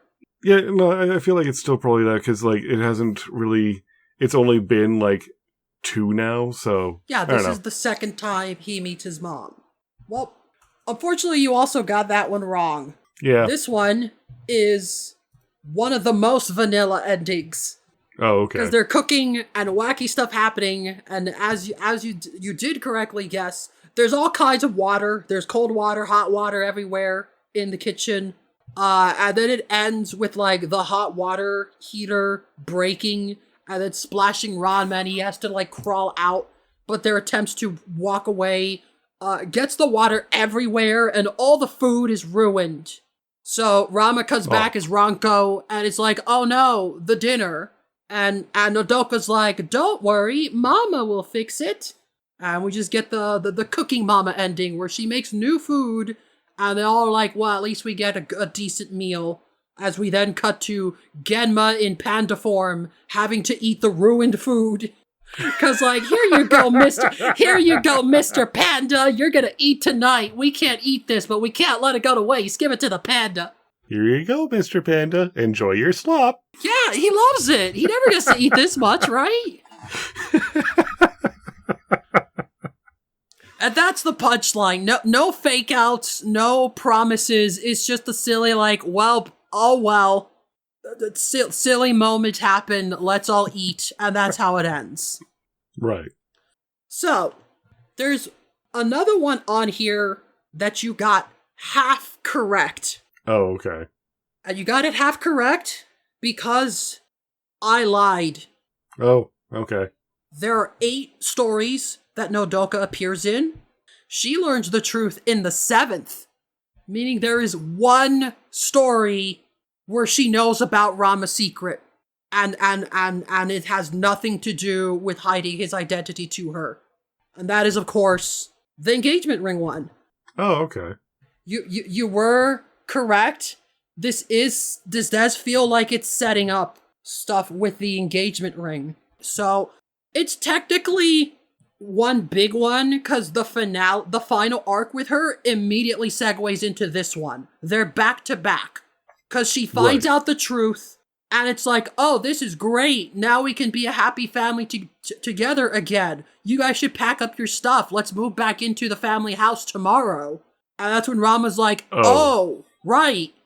We're not going to be living with the Tendo family anymore. And that's the immediate segue into, okay, now we're getting into Endgame now. Ranma has to move away, and most of the arc is just Ranma and Akane refusing to admit that they're gonna miss each other. And that's when Nodoka's like, by the way, Ranma, I very carefully avoided saying Ranko during that description. I tricked you! So that's what she's like, by the way, Ranma, I wanted to give this to Akane, but I just missed her. Can you do it for me? And they're currently in the middle of a fight, because neither of them want to admit that they miss each other. And also he has to give her the engagement ring. And it's like, uh-oh. And then the wacky shenanigans ensue as he tries to deliver the ring to her. There's some funny parts here. At one point, I love Ranma's stupid plan. His plan is he gets nunchucks, and then he beats himself with the nunchucks, and then he puts on lipstick so that he can kiss his own shirt, and then he's planning to go to Akane all beat up and covered in kiss marks, and be like, Akane, here, take this, everyone attacked me because they thought it was an engagement ring, but obviously it's not. I know you're not stupid. You know that it's not an engagement ring, and it's clearly from my mom. You're not gonna make the same mistake as everyone else, but please take it. And it's just such stupid logic. Because quite obviously Akane is like, oh, an engagement ring? And then of course, as I explained, eventually the arc results in people actually finding out about the engagement ring and doing the exact thing he was going to pretend happened, except now it's happening for real, and everyone's either attacking him or trying to steal the ring and make out with him. One of the two, maybe both, who knows what's going on in Ryoga's head, but yeah, the nonsense happens, and eventually Ranma gets the ring to her, and the joke is that, like, it's, Ranma's gotten beat up, and he and Akane had the fight, but then they make up, and he gives her the ring. He's like, it's from my mom, by the way. It's not mine. I didn't get that. She's just like, I love it. Thanks. And then she picks it up, and then it turns out it's not an engagement ring. It is a pillbox shaped like an engagement ring box. The engagement ring is a secret contraption. You're supposed to lift it up, and there's a little secret compartment where you can hide your change and pills in. And it's like, this is where she keeps all of her best painkillers. Where it's like, Akane's been feeling kind of down. I think she's having a rough time. Here, this has been passed down my family for generations. It's, if she's gonna marry into a martial artist family, she's gonna need painkillers around. Like, this stupid, like, why would you shape it like a ring? Of course not. Of course, yeah. Like, the ring is just the fake handle. It looks like it's a ring box, but like, okay. Nope. It's like you pull the ring, and that's how you open the secret compartment, hiding whatever you want to hide in this box. It's like, it's where you can hide all sorts of stuff. She put painkillers in there, but you could put whatever you want in there, Akane. It's a really cool heirloom. Of course it is, yes. It's quite possibly the most ridiculous reveal possible. It's the least secret box ever. Yes. What is this ring? It's a lid. Yeah, it's a secret box where the one thing in it encourages you to open the secret part in it. But yeah, so that wasn't the actual finale, but it also was, because that's the last arc with her in it. And I did lie to you. Right. So yeah. You did have the correct logic. That is the one that segues into the finale, because now Ranma has moved out, and also, You know, the whole ring thing, Ram and Akane have a little moment. Looks like they're getting along, and then the final arc happens after that, which will eventually end with Ram and Akane getting together, of course. Right. So, with that said, you still got 4 of these that I have not told you about. Which one of these do you think was the 7th one that segues into the ring story? I kind of feel like, I kind of feel like maybe the shopping one. Shopping. Okay. Mm-hmm. Let me tell you another one. There's the hot springs. Mm-hmm. And this one ended with a fake out. Oh, right. I forgot that was one of the categories of ending. Crap. Okay, that's why I didn't put any fake outs. Yeah, but it ends with, she thinks she's found Ranma. She's like, no, Ranma, come back. And it turns around, it's just a monkey. Ranma just gave his coat to a monkey to lure her away. And then, like, the final panel is her with, like, Ranko and the panda. She's like, I could have sworn it was him. It looked just like him. And Rama's like, no, it didn't. No, it did not. What do you mean? Rama does not look like a monkey. Like, I know this was my plan, but I don't like how well it worked. There's also a fun recurring thing here that I love that happens is whenever we see these little imaginary moments inside Nodoka's head of what she's picturing as Ranma describes things. Cause, of course, Ranma and Genma have their coats with their names on it, and eventually she catches them, is like, why do you have those? And then we just get the imaginary story that Ranma tells her of this mysterious martial artist that gave Ranko the coat. And it's just this goofy moment of, like, boy Ranma fighting girl Ranma, like, in the snow, cold, and he gives her the coat. He's like, here you go. My mother made it to me. It's my most precious treasure. Take care of it. And then girl Ranma's like, goodbye, stranger! And I just love the like, in the imaginary moment, Nodoka's imagining Ranma be like, obviously the most valuable thing I have is the coat that my mom made for me. It's the most important thing ever. But I'm still gonna I'm still gonna give it away to this complete stranger. Because that's what a real man does. Yeah, no, that is the most manly thing. You give a complete stranger the shirt off your back, or the coat, yeah, in this case. And then Genma in panda form holds up a sign. It's like, I also met a martial artist. And Nodoka's like, oh, that must have been my husband. Oh, well. And then, like, anyways, tell me more about Ranma. But yeah, that one is Ranma trying to avoid the hot springs. And he just barely makes it out by giving the coat to a monkey. But for a split second, it looks like he was caught. But then he wasn't. And that's how that ended. So that's the fake out ending. So, let's go back to fake Ranma with Ryu Kumon.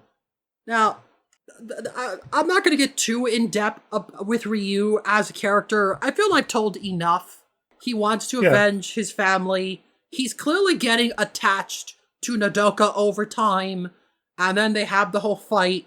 There's, like, multiple twists involving the martial arts techniques that Genma invented as to, like, how they work, why are they so powerful and dangerous, and more importantly, how will Ranma overcome them.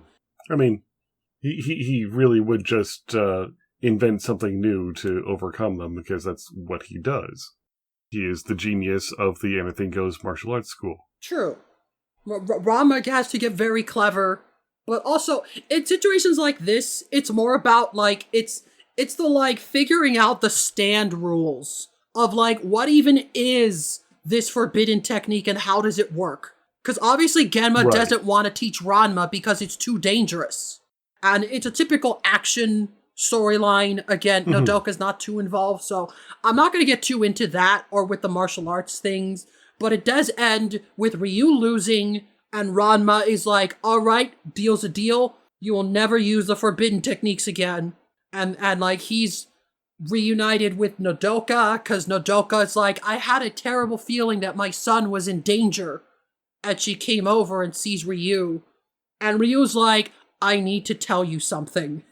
And she's like, yeah, I know. You're not really Ranma, are you? I had a feeling. Oh. It's like, yeah. And they had their little heartfelt goodbye of like, I still appreciate everything you did for me, lady. Thank you. I hope you find your real son soon. And they part ways. And then before Ryu sets off into the sunset, he goes to Ranma and he's like, hey, your mom's a nice lady. You shouldn't make her wait much longer. You gotta tell her. And Ranma's like, you're right. Next time for sure. Okay, I will. And once again, next time was not the actual time she finds out. So, whoops. Mm-hmm. So that leaves us with 2.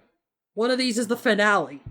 So, let me get into the shopping arc, because the shopping arc has, I think, my favorite joke in all of Ranma. Okay. Technically, it's 2 jokes segueing into each other. Because, see, Ranma is going underwear shopping with his mom. He is literally inside a lingerie store in the dressing booth with his clothes off. He is trying on bras. And there's even like a little moment of he's like, well, we're here, I may as well. And he's actually just like trying them out in front of the mirror, like, don't look too bad. Ranma should start wearing bras more often, you know? It's not healthy to never wear them, Ranma. You're a growing girl. You gotta do that. But yeah, he's in the middle of a lingerie store wearing these bras, and his mom is right outside with the katana because she always has it with her. I don't think you could come up with a possibly worse moment for him to suddenly turn back into a boy. And at some point, and somehow a hot water pipe above the changing room bursts. I love how this happens. This is the exact pacing. Ranma is trying on bras. Next panel, an employee is carrying a tea set, going, hot tea coming through. The next panel, the employee has tripped and has tossed the tea kettle up into the air and over into Ranma's dressing booth. She's just like, whoops! And then we just hear Ranma screaming as boiling hot water lands on him. Right. And it just... I love how, how's he gonna get splashed with hot water? Well, obviously, the tea lady at the lingerie store is gonna trip. Yeah. You know, you go to the lingerie store and you get your complimentary hot tea. Hot tea. So now we just get wacky shenanigans as Ranma has to, like, Spider-Man his way across the ceiling into the next dressing booth and just do all these flips to avoid his mom while also sneaking back into the dressing booth so that he can get his clothes. And, like, at one point, Akane just, like, grabs a vase with flowers, tosses the flower out, and, like, splashes the water from the vase over her shoulder to, like, snipe Ranma mid-air with the cold water as he jumps back into the correct dressing booth. It's just so absurd of these two just trying to, like, work around Ranma's mom. It's one of the most over-the-top scenarios. I mean, that does seem to be, like, their old hands at this now. Yeah. Like, Akane doesn't even look, just, like, grab the vase, toss it. Hey, Mrs. Saltome, I think I saw Ranko step out. Let's go. Mm-hmm. And then after that, they then go to a spa because, hey, it's girls' night out. Let's do some fun stuff. Ranma. Oh. So there's a spa where, like, there's a part in the spa where you go into a steam room and you get, like, a hot water bath massage. And Ranma's like, okay, I snuck in my clothes underneath the towel so I could jump out through the window. All I have to do is just get out. And then he steps up in front of what looks like some kind of, like, water machine gun. You know, soothing spa. Will have your hot water machine gun that shouts in a robot voice like, hot water, activate! Yeah, just in a pressure washer. Yeah, so Ranma does escape but he has to do it while he gets out in the frilly girly clothes that his mom bought him. So he stands out like a sore thumb, and Nodoka sees him and is like, hey, wait a minute. That's the clothes I bought Ranko. Something's happening here. And then she gets home and Ranma's like half naked. It's like, it's pretty obvious what happened here. And we just see Nodoka's imagination of male Ranma breaking into the spa, being like, mwahaha, I love stealing women's clothing. And he just grabs all of Ranko's stuff, and girl Ranma's like, no, don't take those. My auntie bought them for me. And he's just like, I don't care. Mwahaha, just runs off. And again, just like with the jacket, I love that she's imagining Ranko being like, please, don't take those clothes. She's not upset that some kind of evil pervert just barged in on her to rob her. She's upset because her aunt Nodoka bought those clothes. They're important. They're precious. Please don't take those, Mr. Burglar. So yeah, just complete absurd situations. But then this leads to problems. So, as they do. I lied through omission once again, because it turns out the shopping is only the first half of this arc. The second half is, it looks like it's a vanilla ending, where Nodoka's like, okay, well, thanks for everything, underwear bought, bye. But then Nodoka is like, that weird pervert almost did something to Ranko, and I will not allow it. I swear that guy is still around. I can feel it. Because earlier she's like pulling out the katana and swinging. She's like, if I ever catch that guy, I swear. So Nodoka is convinced that there is a crazy pervert in the neighborhood, and he's after her poor innocent Ranko. And yes, there is one, but she hasn't met him. Yes. But she thinks this crazy pervert is out there and he is targeting her. I guess technically it's her niece, because it's her daughter-in-law's cousin. Yeah. So Nodoka sneaks back into the house and hides to try and catch this pervert. And over time, like, Akane starts to notice clues that someone is hiding in the house and is like, uh-oh. And eventually, Ranma gets caught. Like, Nodoka pulls out the sword. She's like, back up, turn around. And it's like, oh crap. And like, Ranma manages to escape, but now she's seen him. She's like, that's him, that's the guy. But also, he did some really cool martial arts moves. What a really manly martial artist that mystery pervert was. It's almost as if he was also trained under the Anything Goes martial arts school.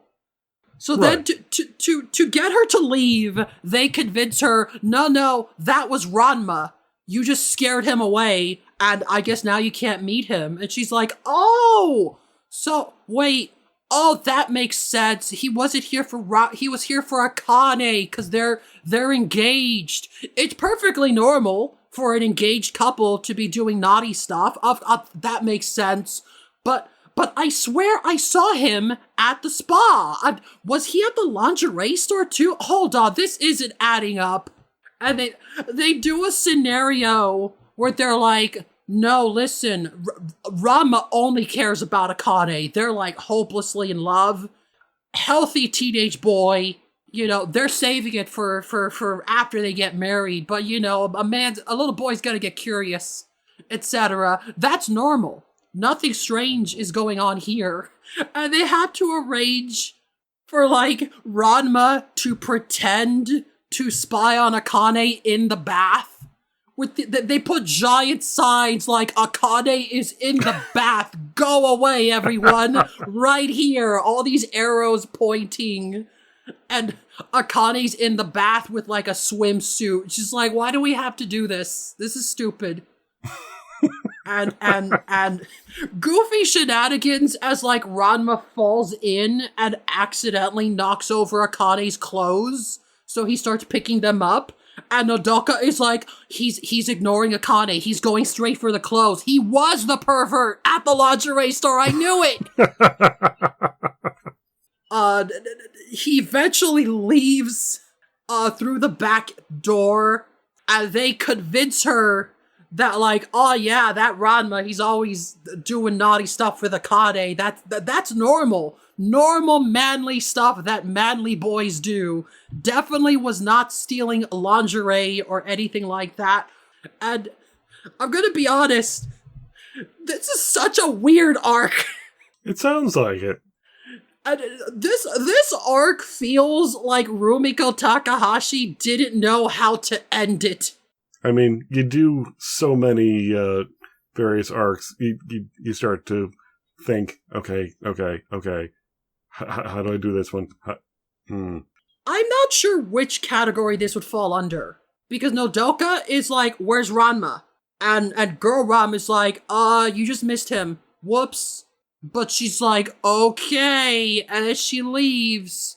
But she's like, something's up here. And then it just kind of ends.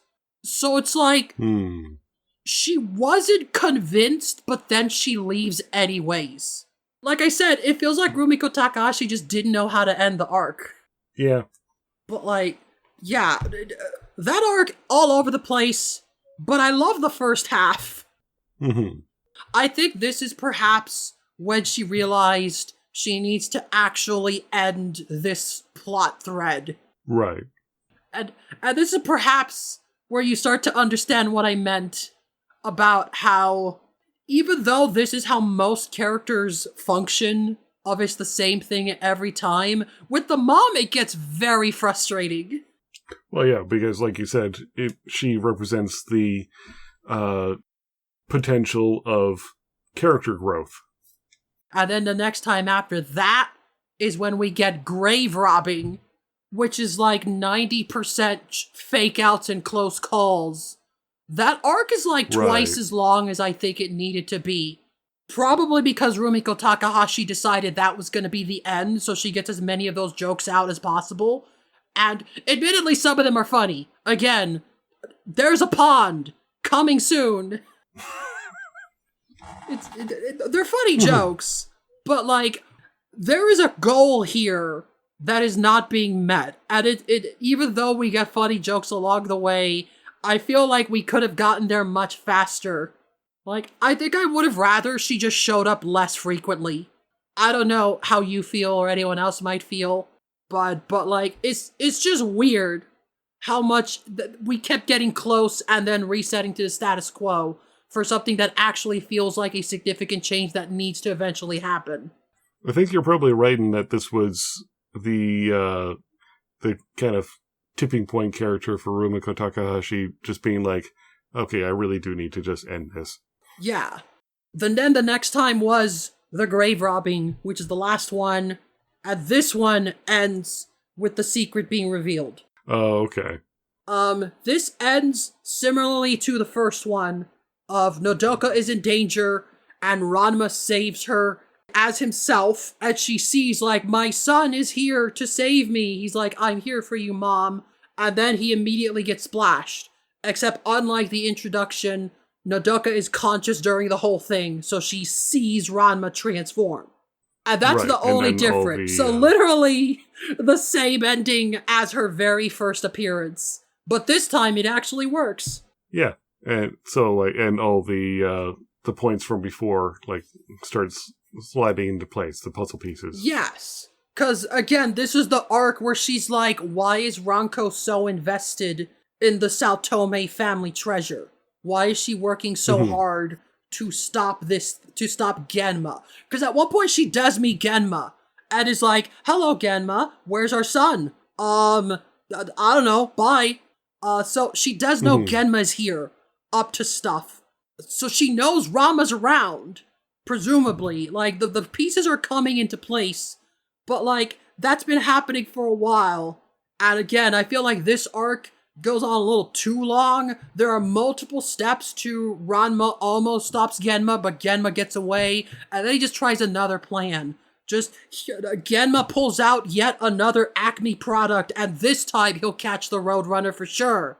It happens like three times. And I was like, maybe 2, 3, like, it only needed to be once. You didn't need to have Ranma thwart Genma's plans that many times. But again, maybe Rumiko Takahashi was like, well, this is the last time. So, just getting all her jokes out there while she still can. I mean, it could also just be editorial pressure to, like, stretch this out as much as possible. Maybe. Who knows? But eventually it ends. I have seen people say that, like, this storyline ends with Ranma's mom accepting him for who he is, because that's the happy ending. And I'm like, that is maybe sort of technically what happens if you want to phrase it that way, but not quite. It's not that she accepts him for who he is. She just accepts that he is sufficiently manly.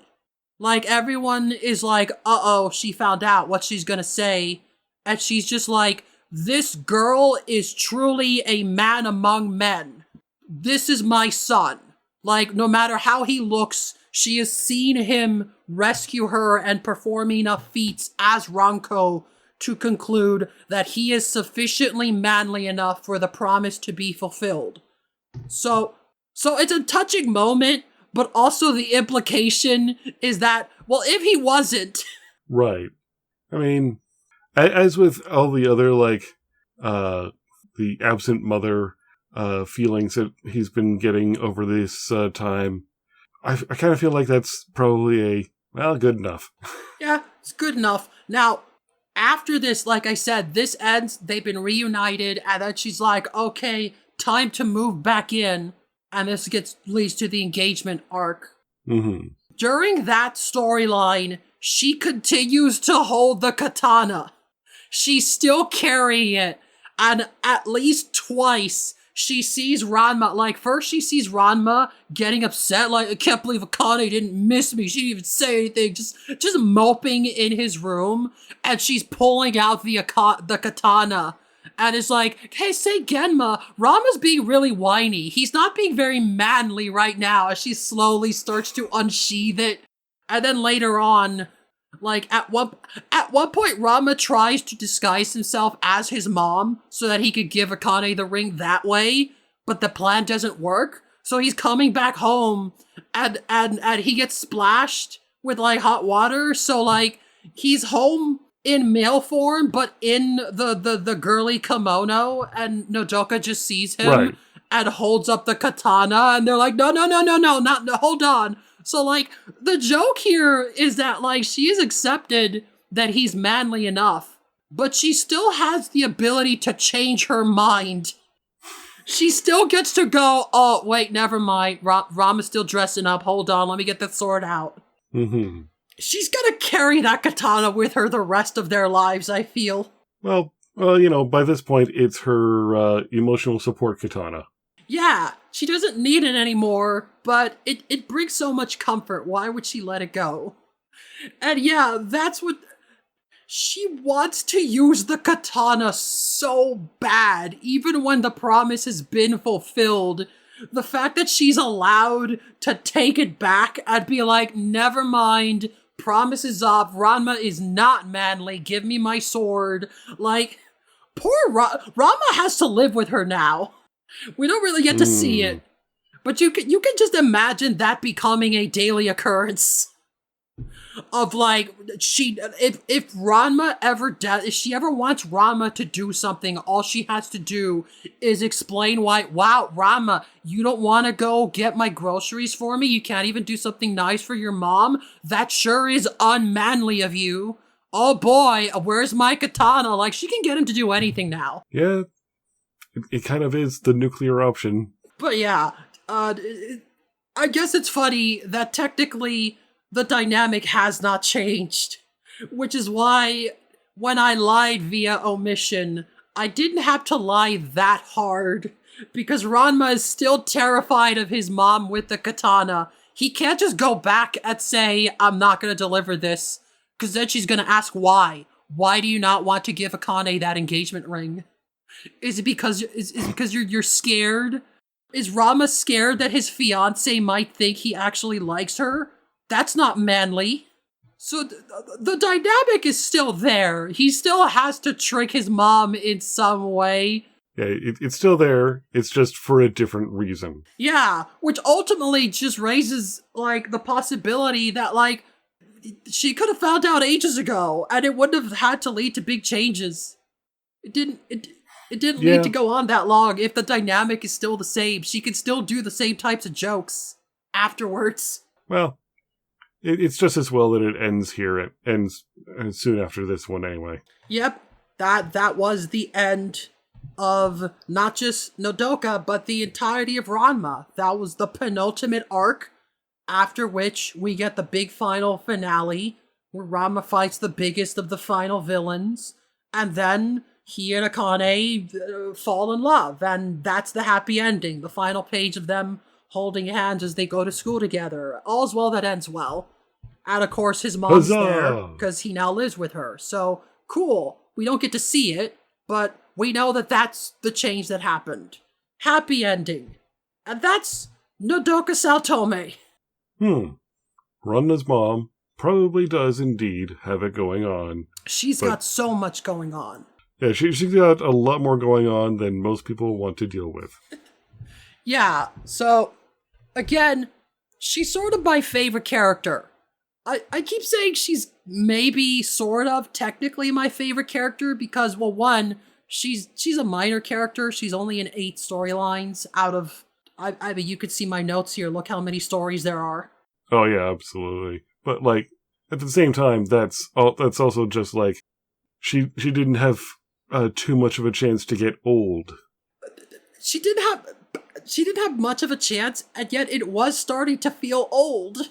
There, like, again, like, say the Hot Springs one or the Fever one were like, it's just the same thing. The ones in the middle were the ones where I'm like, we didn't need another one of these. And again, this is technically how all the characters are written. I don't get that feeling when I get to, like, the 8th or so time where Shampoo hatches a scheme, because that's just what Shampoo does. There's no end goal that's being put off. So, I love Nodoka as a character. I think her implementation is maybe one of my least favorites. I feel she's one of the most, like, maybe not wasted potential, but, like, Rumiko Takahashi sure could have made things easier on everyone with some minor changes. Yeah, but that's for the fanfics to figure out. Yeah. Ooh, I wonder what kind of fanfiction I'd find if I search her name. Everyone, if you think you can fix Ranma's mom, send in your ideas to ranmapodcast@gmail.com. No, well, here's the thing, listeners. You cannot fix her, but she will make you worse. Again, we don't even know what she sees in Genma. She doesn't seem to care about him. Why did she marry him in the first place? There has to be some kind of reason there. Oh, yeah. But yeah, I hope that you've successfully stayed awake, Dan. And I appreciate that. Yes, absolutely. My lullabies did not affect you. I hope that in your being awakenedness, you learned some important details about this series, and you're going to make good use of that knowledge. Yes, indeed. I have definitely stayed awake due to Monster Energy, Zero Sugar, Ultra Strawberry Dreams. It did not send me to my dreams. Neither did your lullaby. Excellent. And I think I did learn a few things about Ranma in the process. Yeah, that's great. We're all learning things. But I suppose that does bring this lesson to its end. No more things to learn about Nodoka. I've literally covered every story that she's in. There's literally nothing more there, at least not officially. But hey, in case there's more stuff to learn, in case there's more things to explore, where can people find you? Do you have anything else you like to promote? Do you have any non-Ranma stuff that people can learn about? Well, I am a PNG VTuber on the twitch.tv. I go under the nom de plume of A_Baphomet. It's BAPHOMET, in the, just on Twitch. I'm also on, Blue Sky, in which case I occasionally, post my various, lapidary things, as well as, like, announcements of when I'm streaming. That's under, let's see here, at a dash, hyphen, baphomet.bsky.social. Well, that's been great. I hope you had a good time. I did, actually. Yeah, that's great. So I guess the last question, in the story arc where Ranma meets the ugly horse who hates when you call him ugly, what type of ending do you think that one had? Ranma calls him an ugly horse and gets kicked. All right, we're gonna keep track of that one. Next one. The storyline where Ranma and Ryoga become children, and we get the Ranma babies story arc. Ranma and Ryoga become children? Yeah. Ranma babies.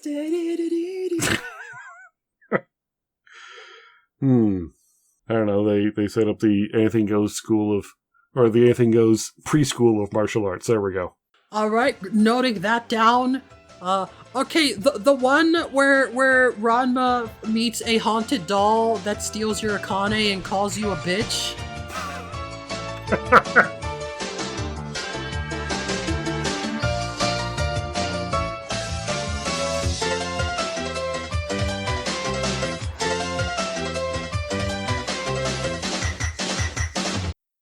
Hey, by the way, I noticed while editing that I never said what the Saotome family secret treasure was. At the end, it turns out one of Genma's ancestors already palmed it off.